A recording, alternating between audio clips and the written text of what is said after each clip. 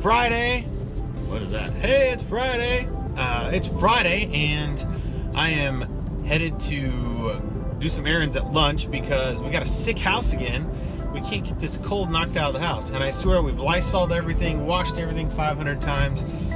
One of the kids just keeps getting like a flu, puking, strep throat thing. Meredith and I are still surviving, knock on wood. I got a wood steering wheel here.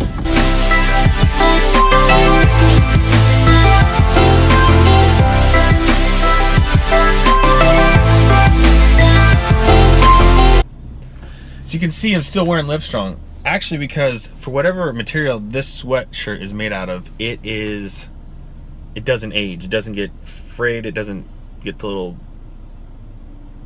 balls of cotton or whatever on them. And it just looks nice still. And so it fits perfectly.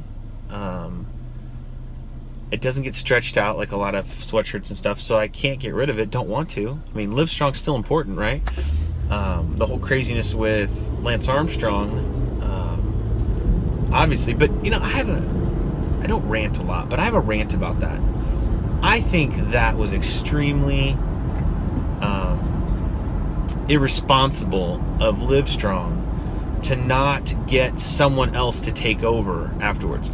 You can't tell me that there is not someone else, a big athlete that has cancer or has had cancer, that could become the face of this for Nike. Nike used to give millions of dollars away to Livestrong, and I believe, I could be wrong, so fact check me here, and you can put comments down below, but my understanding is they don't do that anymore, or to the extent. They were going to stop at some point. You don't see the little bracelets anymore. It was such a huge movement. It was doing probably so good for cancer research and all that.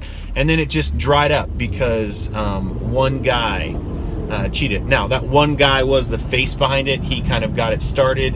He was the person who was head of the foundation for a while. But when he stepped down, that's your right to take over and do something different. And if not, I think it's because of the ego.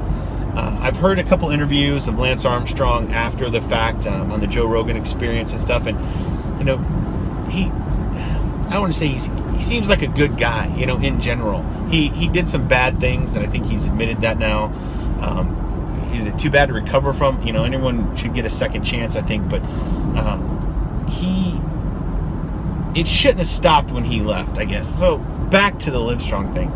It's something that should still continue on. I mean, it was one of the charities that I gave to.